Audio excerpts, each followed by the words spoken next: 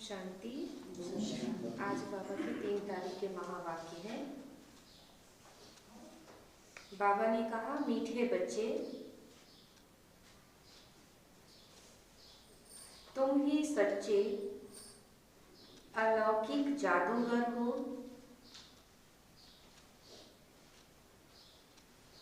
तुम ही सच्चे अलौकिक जादूगर हो। तुम्हें मनुष्य को देवता बनाने का, तुम्हें मनुष्य को देवता बनाने का जादू दिखाना है।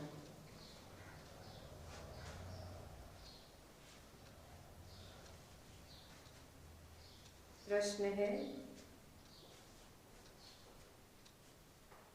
अच्छे पुरुषार्थी स्टूडेंट की निशानी क्या होगी?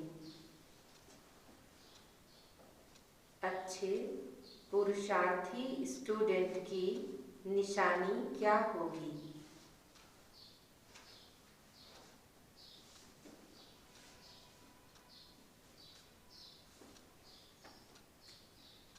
उत्तर है, वह पास विद ऑनर होने का, वह पास विद ऑनर होने का अर्थात विजय माला में आने का लक्ष्य रखेंगे।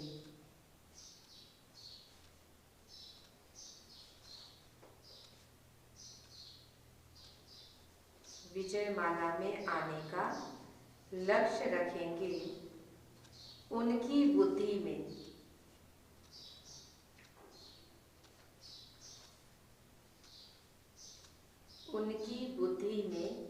एक बाप की ही याद होगी।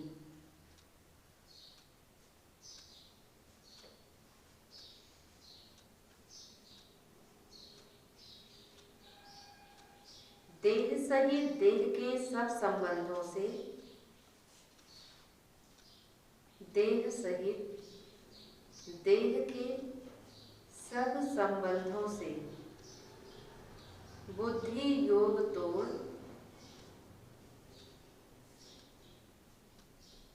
एक से प्रीत रखेंगे।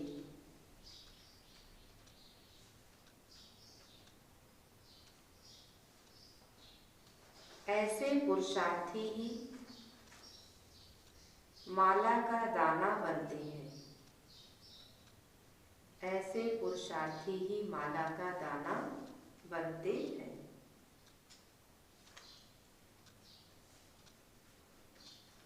ओम शांति। बाबा ने कहा, रूहानी बच्चों प्रति रूहानी बाप बैठ समझाते हैं, अब तुम रूहानी बच्चे जादूगर जादूगरनी बन गए हो, इसलिए बाप को भी जादूगर कहते हैं। बन गए सब जादूगर।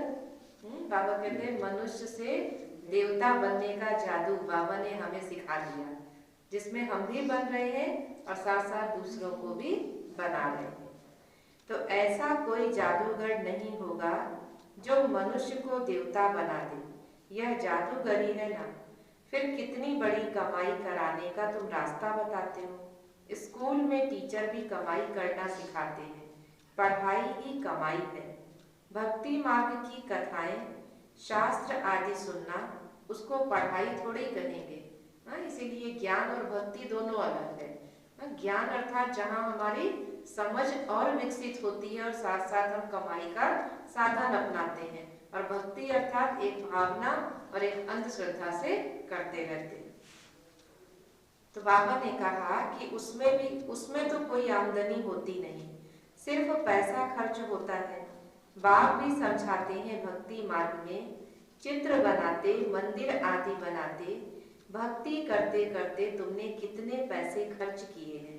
टीचर तो फिर भी कमाई कराते हैं, आजीविका होती है ना। तो तुम बच्चों की पढ़ाई तो देखो कितनी ऊंची है, पढ़ना भी सबको है। तुम बच्चे अभी मनुष्य से देवता बनाने वाले हो, तो उस पढ़ाई से भी बैरिस्टर आदि बनते हैं, सो भी एक जन्म के लिए। कितना रात दिन का फर्क है। बाबा कहते हैं ये पढ़ाई एक जन्म पढ़ते हैं और 21 जन्मों के देवी देवता बन जाते हैं, और बाकी दुनिया की पढ़ाई एक जन्म के लिए है। पढ़ाई किए, नौकरी लगी ठीक है, नहीं शरीर छूट गया, फिर दूसरे जन्म में पढ़ाई करो। इस पढ़ाई की नौकरी तो मिलेगी नहीं। तो इसलिए बाबा ने कहा कि रात दिन का फर्क है ना, इसलिए तुम आत्माओं को शुद्ध नशा रहना चाहिए। यह है गुप्त नशा, बेहद के बाप की तो कमाल है। कैसा रूहानी जादू है, रूह को याद करते करते सतो प्रधान बन जाना है। जैसे सन्यासी लोग कहते हैं तुम समझो मैं भैंस हूँ, ऐसा समझकर कोठी में बैठ गया। कहते एक व्यक्ति की कहानी है कि वो गया एक महात्मा जी के पास और बोले मैं कैसे भगवान को याद करूं। तो उन्होंने कहा कि जैसे समझो मैं भैंस हूँ, मैं भैंस हूँ, ये लक्ष्य लेकर के जाओ। तो अब वो अपने घर में अपनी एक कोठरी में बैठ गया, रोज चिंतन करे मैं भैंस हूँ, मैं भैंस हूँ। 3 दिन हो गए, 4 दिन हो गए, जब वो महात्मा जी देखे कि अभी तो वो व्यक्ति आया नहीं, तो उसके घर पहुंचे। फिर जब उसके नाम से उसको आवाज लगाए तो सुना नहीं। फिर जब देखे बैठा है कोठरी के अंदर, फिर उसको बोले बाहर आओ। तो बोला मैं कैसे आऊं, मैं तो भैंस हूँ। क्यों? क्योंकि दरवाजा छोटा है, अब भैंस कैसे निकले उस दरवाजे से। तो बाबा ने कहा कि सोचते सोचते देखो व्यक्ति कैसे क्या लक्ष्य लेकर बैठता है और अपने को क्या समझने लगता है। तो इसलिए बाबा ने कहा कि फिर उसने कहा कि मैं भैंस हूँ, कोठरी से कैसे निकलूं। तो अब बाबा कहते बच्चे तुम तो पवित्र आत्मा थे। बाबा हमें कितनी ऊंची स्मृति देते। बाबा कभी ऐसा वैसा सोचने के लिए नहीं कहते। बाबा कहते अपने सोच को, अपने चिंतन को ही पहले श्रेष्ठ बनाओ। तो बाबा कहते तुम तो कितने पवित्र आत्मा थे, अभी अपवित्र बन गए हो, फिर बाप को याद करते करते तुम पवित्र बन जाएंगे। इस ज्ञान को सुनकर नर से नारायण अथवा मनुष्य से देवता बन जाते हो। देवताओं की भी सावरेंटी है ना। तुम बच्चे अब श्रीमत पर भारत में डीटी सावरेंटी स्थापन कर रहे हो।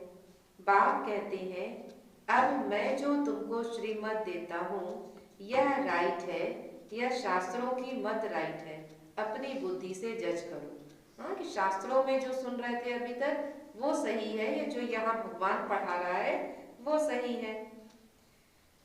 तो गीता है सर्वशास्त्र शिरोमणि श्रीमद् भगवत गीता, यह खास लिखा है ना।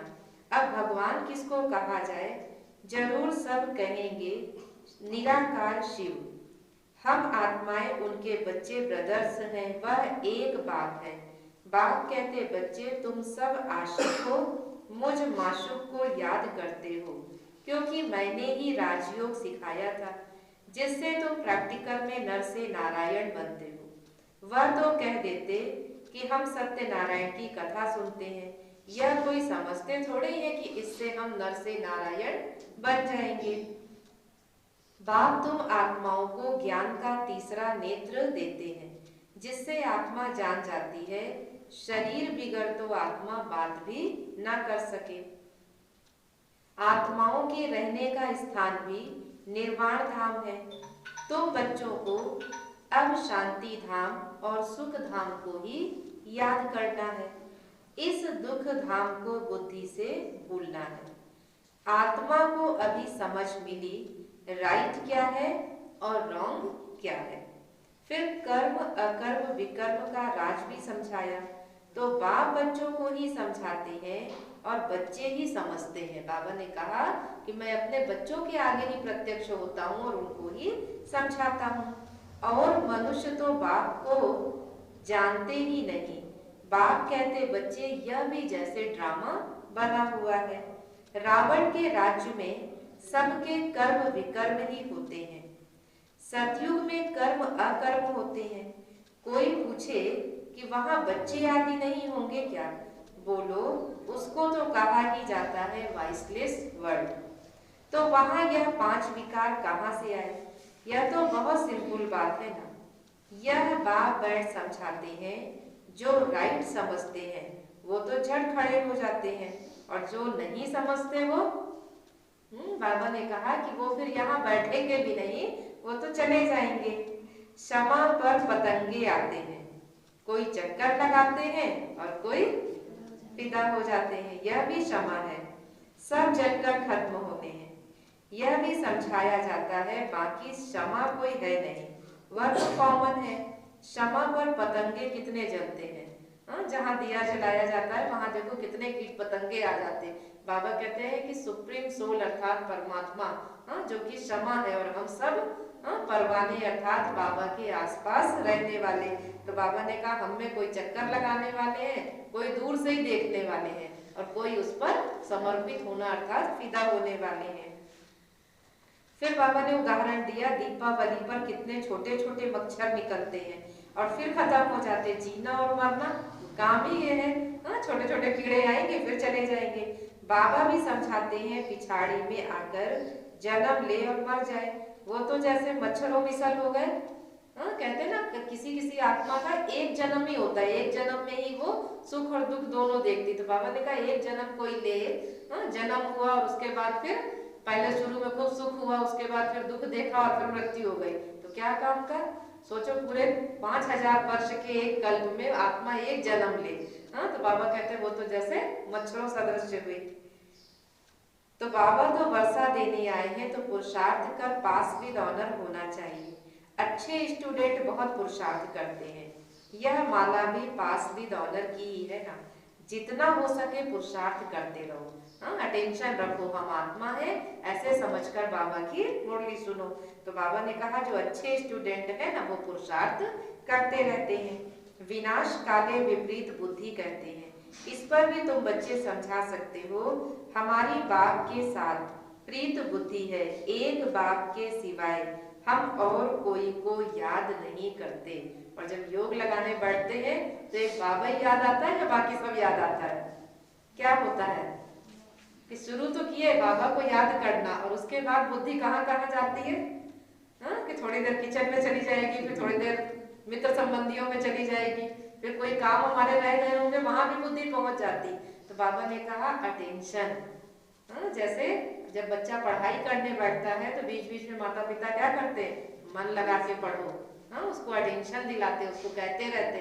ऐसे ही हम अपने आप को कहते रहे कि हे आत्मा अटेंशन से बैठो, अभी तुम्हें बाबा को याद करना है। तो इसलिए बाबा कहते हैं कि एक बाप के सिवाय हम और कोई को याद नहीं करते। बाप कहते देह सहित देह के सब संबंध छोड़ माँ मेकम याद करो, भक्ति मार्ग में बहुत याद करते आए हो। हे दुख हरता सुख करता, तो जरूर बाप सुख देने वाला है ना। स्वर्ग को कहा ही जाता है सुख धाम, बाप समझाते हैं मैं आया ही हूँ पावन बनाने।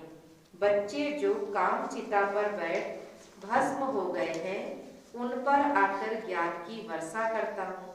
तुम बच्चों को योग सिखलाता हूँ, बाप को याद करो तो विकर्म विनाश होंगे और तुम परिस्तान के मालिक बन जाएंगे। तुम भी जादूगर ठहरे, बच्चों को नशा रहना चाहिए, हमारी ये सच्ची सच्ची जादूगरी है। जो ज्ञान सुना सुना कर किसी मनुष्य को देवता बना देना। कोई कोई बहुत अच्छे होशियार जादूगर होते हैं, क्या क्या चीजें निकालते हैं। दुनिया में भी वैरायटी जादूगर, कोई छोटा है कोई बड़ा है, कि कोई अपने जादू दिखाने के लिए लाखों रुपए लेता है, और कोई है वो 500-1000 रुपए में जादू दिखा के जाएगा, तो उसका जादू भी फिर वैसे ही होता है। तो बाबा ने कहा कि ज्ञान में भी देखो, हम बच्चे किसी का जीवन परिवर्तन कर देते हैं तो कितने बड़े जादूगर हुए। और कई बार होता है कि सुना रहे हैं ज्ञान, सुना रहे हैं, थोड़ा किसी का मन में आया कि मेरा जीवन अच्छा होना चाहिए, फिर उसका मन बदल गया, इसका मतलब हम जादूगर कैसे हैं? छोटे जादूगर है, जो हम किसी के जीवन को एक ढंग से परिवर्तन नहीं कर पा रहे। इसलिए बाबा कहते हैं कि यह तो जादूगरी अलौकिक है, और सिवाय एक बाप के कोई सिखला भी ना सके। एक बाबा से हम सीखते हैं और फिर बनाते हैं, अर्थात मनुष्य से देवता। तो तुम जानते हो हम मनुष्य से देवता बनते भी हैं। यह शिक्षा है ही नई दुनिया के लिए। उनको सतयुग न्यू वर्ल्ड कहा जाता है ना। अभी तो तुम संगम युग पर हो। इस पुरुषोत्तम संगम युग का किसको पता नहीं। तुम यहाँ कितना उत्तम से उत्तम पुरुष बनते हो। बाप आत्माओं को ही समझाते हैं। क्लास में भी तुम ब्राह्मणियां जब बैठती हो तो तुम्हारा काम है पहले पहले सावधान करना। किस चीज के लिए? कि भाइयों बहनों अपने को आत्मा समझकर बैठो। हम आत्मा इन ऑर्गन्स द्वारा सुनते हैं। 84 जन्म का राज भी बाप ने समझाया है।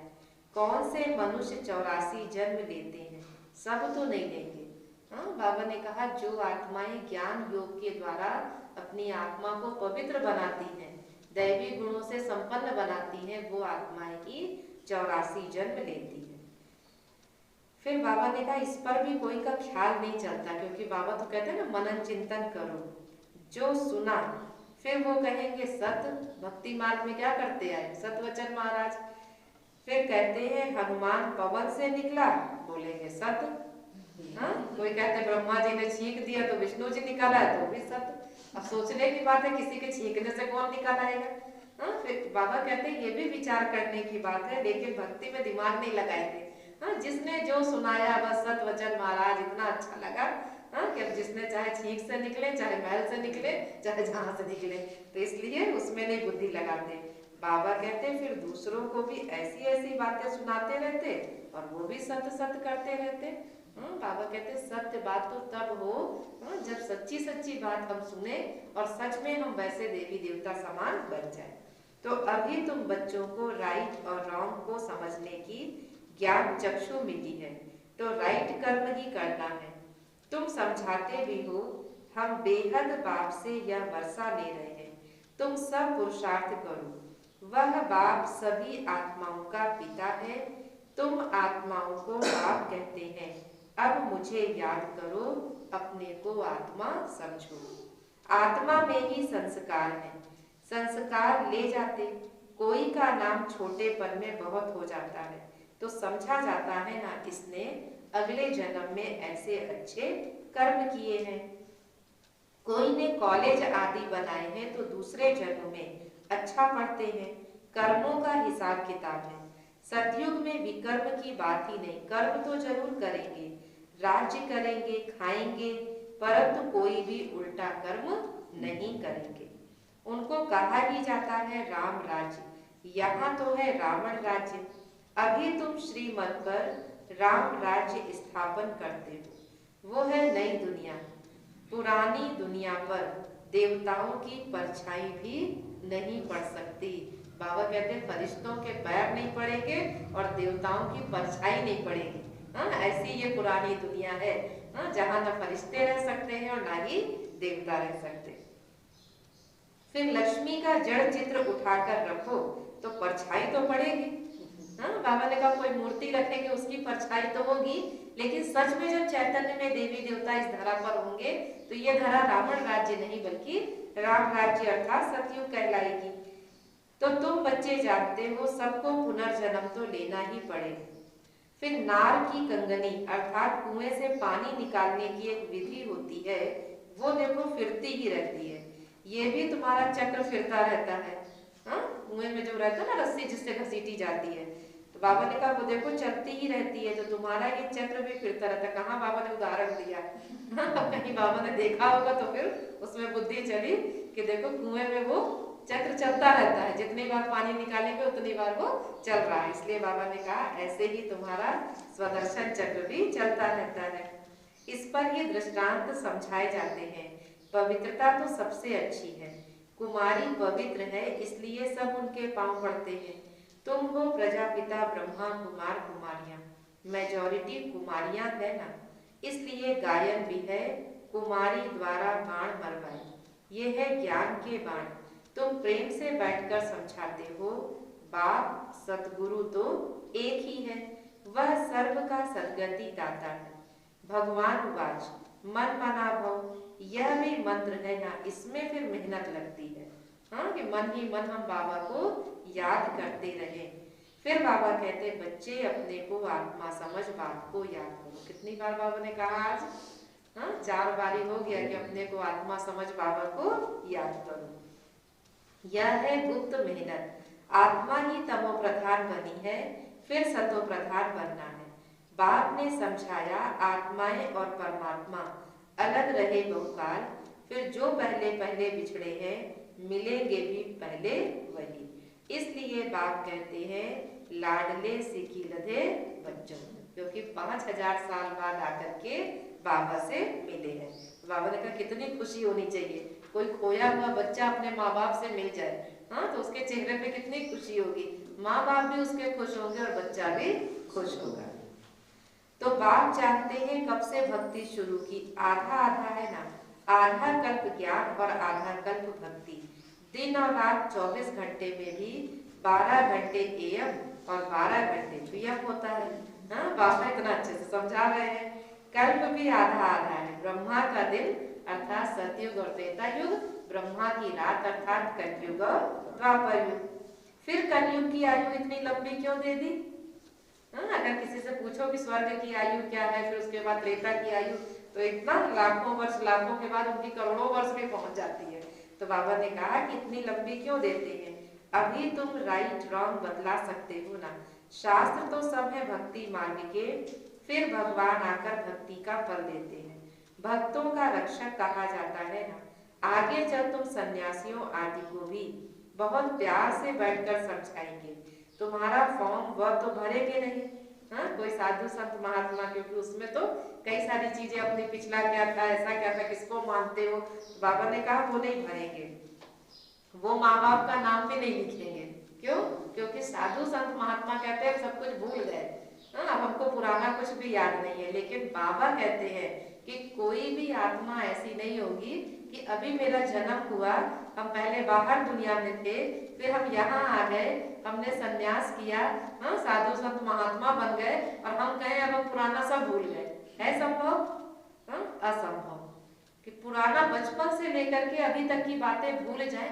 कुछ बातें भूल सकते हैं, हाँ, जिनमें बहुत ज्यादा कभी गौर नहीं किया होगा, कुछ भूल सकते, लेकिन अपने माँ बाप का नाम भूल जाए, अपना जीवन भूल जाए, अपने गांव का नाम भूल जाए, ये तो असंभव है। इसलिए बाबा ने कहा कि फिर माँ बाप का नाम भी नहीं लिखते, कोई कोई है जो बतलाते हैं। बाबा जाकर पूछते थे क्यों सन्यास किया, कारण बताओ। विकारों का सन्यास करते हैं तो घर का भी सन्यास कर देते हैं। अभी तुम सारी पुरानी दुनिया का सन्यास करते हो, नई दुनिया का तुमको साक्षात्कार करा देते। हाँ, बाबा कहते हैं उन्होंने क्या किया, घर बार का सन्यास किया, हाँ, विकारों का सन्यास किया। बाबा हम बच्चों को घर बार नहीं छुड़वाते, हम घर परिवार में रहें, अपने जीवन को पवित्र बनाए। पहले कहते थे गृहस्थ आश्रम, और आजकल के समय में कहते हैं हम गृहस्थी है। बाबा कहते हैं गृहस्थी का अगर शाब्दिक अर्थ देखो तो कहते हैं हम गिरी हुई हस्ती है। हाँ, लेकिन पहले गृहस्थ आश्रम था, अर्थात जो हमारा घर गृहस्थ था वो भी एक आश्रम की उपाधि उसको दी जाती थी। तो अभी घर गृहस्थ तो आश्रम रह नहीं गए, तो केवल एक आश्रम को ही आश्रम कह दिया। तो इसलिए बाबा कहते हैं कि हम बच्चे बुराइयों का सन्यास करते, विकारों का सन्यास करते, लेकिन घर परिवार नहीं छोड़ते हैं। तो बाबा कहते हैं अभी तुम बच्चों को नई दुनिया का साक्षात्कार होता है, वो है viceless world, heavenly God father है ना, हेवन स्थापन करने वाला, फूलों का बगीचा बनाने वाला, कांटों को फूल बनाते, नंबर 1 कांटा है, काम कटारी, काम के लिए कटारी कहते, क्रोध के लिए भूत कहते। बाबा ने कहा विकारों को भी देखो एक से एक उपाधि मिली है। मोह को कहते मकड़ी का जाला है, लोभ लालच को कहते हवस है, हाँ, कभी पेट ही नहीं भरता, जितना हो जाए उतना इकट्ठा करते जाओ। तो इसलिए बाबा ने कहा कि देवताओं को तो कहते हैं डबल अहिंसक, निर्विकारी देवी देवताओं के आगे विकारी मनुष्य सब माथा टेकते हैं। अब तुम बच्चे जानते हो हम तो यहाँ आए हैं पढ़ने के लिए, बाकी उन सत्संगों आदि में जाना वो तो कॉमन बात है। ईश्वर सर्वव्यापी कह देते, बाप कभी सर्वव्यापी होता है क्या? हाँ, भक्ति में तो यही सुना ना, भगवान सर्वव्यापी है, जिधर देखो उधर भगवान है, और इतना सर्वव्यापी किया कि मेरे अंदर भगवान और आपके अंदर भगवान। हाँ, तो इतना बाबा कहते हैं सर्वव्यापी की भी हद है। तो इसलिए बाबा कहते हैं कि हमारा बाप कभी सर्वव्यापी हो सकता है क्या? हम अपने माता पिता से बहुत प्यार करते हैं और हम उनको कहें कि आप हमारे लिए सर्वव्यापी हो, हाँ, हर जगह आप दिखाई देते हो, नहीं। तो बाबा कहते हैं कि बाप से तुम बच्चों को वर्षा मिलता, बाप आकर पुरानी दुनिया को नई दुनिया स्वर्ग बनाते हैं। कई तो नर्क को नर्क ही नहीं मानते हैं, ये भी बड़ी बात है। बाबा ने कहा कि नहीं, आत्मा को कोई दुख है तो वो उसी में मस्त है, उसको कुछ नहीं समझ में आ रहा तो कहते हैं नर्क को नर्क ही नहीं मानते। साहूकार लोग समझते हैं फिर स्वर्ग में क्या रखा है, जिसके पास सब कुछ यहाँ है उसको कोई दुख तकलीफ नहीं, तो वो समझते हैं यहाँ ही स्वर्ग है। लेकिन जब कोई कष्ट आता है, कोई मानसिक वेदनाएं आती हैं, तो उस समय नर्क तो क्या, वो रौ रौ नर्क लगने लगता है। तो बाबा ने कहा कि कभी ना कभी इस जीवन काल में नर्क की अनुभूति व्यक्ति को हो ही जाती है। तो इसलिए बाबा कहते हैं कि वो तो कहते हैं हमारे पास धन महल विमान आदि सब कुछ है, हमारे लिए तो यहाँ ही स्वर्ग है। तो बाबा कहते हैं उनके लिए जैसे स्वर्ग है वैसे एक सेकंड में उनका नर्क भी आ जाता है। सब कुछ खत्म हो गया, सारा बिजनेस डूब गया तो सारा नर्क में पहुंच गए तुरंत। और हम बच्चे जब स्वर्ग में जाते हैं तो हमारा स्वर्ग से नर्क आने में 2500 साल लगते हैं। एक चुटकी बजाने से सब कुछ नहीं होता। तो इसलिए बाबा कहते हैं कि नर्क उनके लिए है जो किचड़े में रहते हैं। इसलिए भारत कितना गरीब कंगाल है, फिर हिस्ट्री रिपीट होती है। बाबा कहते हैं इस समय जो संपन्न है वो सोच रहा स्वर्ग में है, जो गरीब है वो सोचते नर्क में, जबकि ये दुनिया ही पूरी रावण राज्य नर्क है। तुमको तो नशा होना चाहिए, बाप हमें फिर से डबल सिरताज बनाते हैं। पास्ट प्रेजेंट फ्यूचर को जान गए हो, बाबा पूछ रहे हैं। पास्ट में हम क्या थे, फिर प्रेजेंट में हम क्या हैं, और फ्यूचर में हम क्या बनने वाले हैं, हमारा भविष्य क्या होगा। हमारा भविष्य बहुत उज्जवल है क्योंकि हम भगवान की याद में हर कदम उठाते हैं। तो सतयुग त्रेता की कहानी बाबा ने बताई है, फिर बीच में कैसे हम नीचे गिरते हैं, वाम मार्ग में जाते अर्थात विकारी मार्ग। अब फिर बाप आया है, तुम अपने को स्वदर्शन चक्रधारी समझते हो, ऐसे नहीं चक्र फिराते हो जिससे गला कट जाए। स्वयं का दर्शन करते हो, अपने सतयुग त्रेता द्वापर कलयुग को याद करो। फिर कैसे हम संगम युग में अभी बाबा से ज्ञान ले रहे हैं उसको याद करो। कृष्ण को चक्र दिखाते कि दैत्यों को मारते हैं, अब ऐसी तो कोई बात नहीं है। पूरे समय विष्णु जी के हाथ में दिखाते ना, पूरे समय चक्र चल रहा है, तो उनके पास कोई असुर जल्दी आते ही नहीं है। श्री कृष्ण का पूरे समय नहीं चलता, इसलिए बीच बीच में उनकी युद्ध दिखाई हुई है कि कोई ना कोई पहुंचते रहते हैं और किसी न किसी के साथ युद्ध चलता रहता है। तो बाबा ने कहा कि विष्णु समान बनो, हमेशा अंतर मन बाबा की याद में लगा रहे, सृष्टि चक्र को याद करते रहो, 5000 साल के चक्र में चिंतन चलाते रहो, तो हमारे कोई भी व्यर्थ संकल्प, कोई नेगेटिव संकल्प आएंगे ही नहीं। तो बाबा कहते हैं कि तुम समझते हो हम हैं ब्राह्मण स्वदर्शन चक्रधारी, हमको सृष्टि के आदि मध्य अंत की नॉलेज है। वहाँ देवताओं को तो यह ज्ञान नहीं रहेगा, वहाँ है ही सदगति, इसलिए उसको कहा ही जाता है दिन रात में तकलीफ होती है ना। भक्ति में तो देखो कितने हठ योग आदि करते, दर्शन करने के लिए, गला काटने के लिए भी तैयार रहते हैं, नौधा भक्ति वाले प्राण निकालने के लिए तैयार होते, फिर साक्षात्कार भी होता है। अल्पकाल के लिए चाहना पूरी होती है ड्रामा अनुसार, बाकी ईश्वर कुछ नहीं करता। ये तो बाबा अपने को बचाने के लिए हमेशा कह देते हैं कि मैं कुछ नहीं करता हूँ, जो कर रहे हैं वो हमारे कर्म कर रहे हैं, कर्मों के अनुसार हमारा सब कुछ हो रहा है। फिर बाबा ने कहा आधा कल्प भक्ति का पाठ चलता है, और वो सबको करनी है, हम सब भक्ति मार्ग से निकल के ही अभी ज्ञान मार्ग में आए हैं। अच्छा, फिर याद प्यार दिया बाबा ने, मीठे मीठे सिकीलधे बच्चों प्रति माता पिता बाप दादा का याद प्यार और गुड मॉर्निंग। रूहानी बाप की रूहानी बच्चों को नमस्ते, हम रूहानी बच्चों की रूहानी बाप दादा को नमस्ते। धारणा के लिए सार है, पहली पॉइंट है इसी रूहानी नशे में रहना है, इसी रूहानी नशे में रहना है कि बाबा हमें डबल सिरताज बना रहे हैं।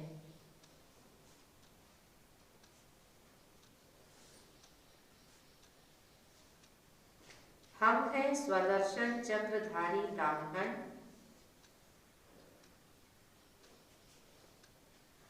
हम हैं स्वदर्शन चक्रधारी ब्राह्मण। पास्ट, प्रेजेंट, फ्यूचर का ज्ञान बुद्धि में रख कर चलना है।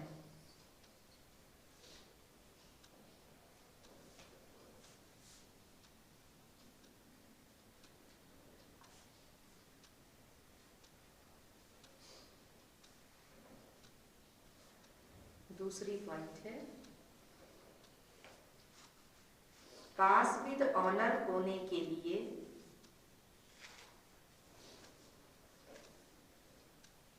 पास विद ऑनर होने के लिए बाप से सच्ची प्रीत रखनी है।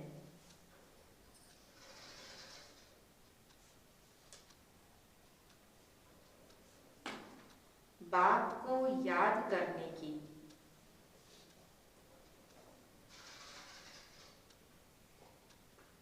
बाप को याद करने की गुप्त मेहनत करनी है।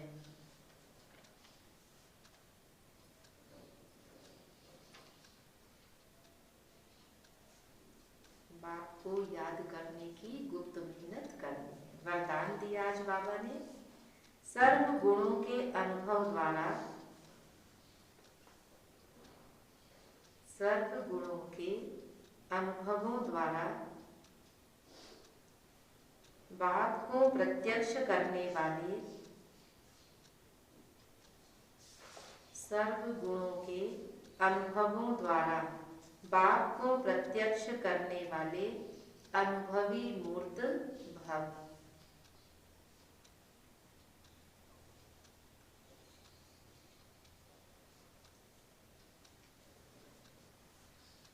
डिटेल है, जो बाप के गुण गाते हो उन सर्व गुणों के अनुभवी बनो। जैसे बाप आनंद का सागर है तो उसी आनंद के सागर की लहरों में लहराते रहो। जो भी संपर्क में आए उसे आनंद, प्रेम, सुख सब गुणों की अनुभूति कराओ।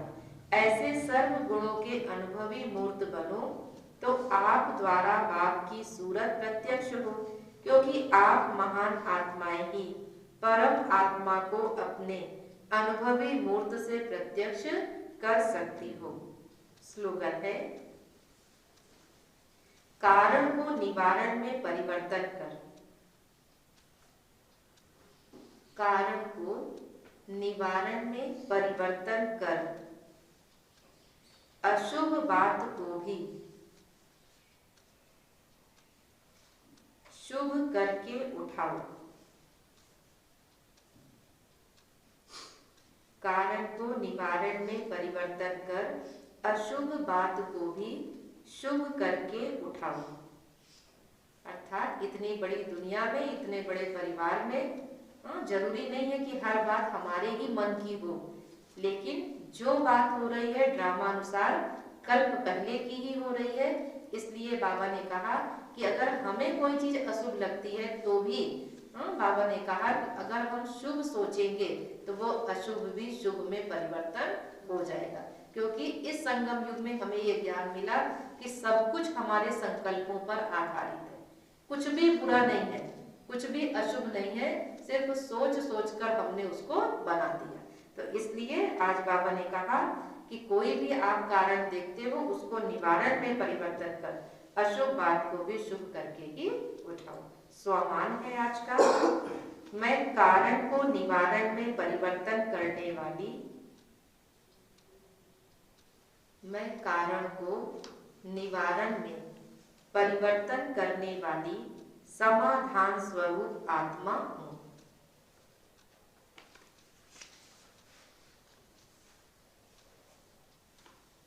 सार में आज बाबा ने कहा, मीठे बच्चे तुम ही सच्चे अलौकिक जादूगर हो, तुम्हें मनुष्य को देवता बनाने का जादू दिखाना है। और प्रश्न में बाबा ने कहा, अच्छे पुरुषार्थी स्टूडेंट की निशानी क्या होगी?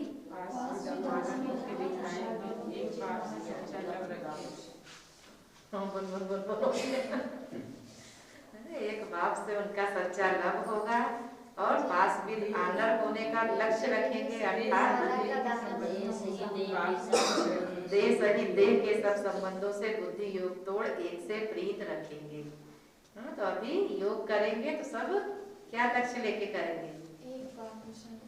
एक बाप दूसरा ना कोई। लक्ष्य रखे कि मैं आत्मा बिंदु रूप अपने को अनुभव करे और बस एक बाबा और मैं, उसके अलावा कोई नहीं, सभी उसी स्थिति में स्थित हो जाए। ओम शांति।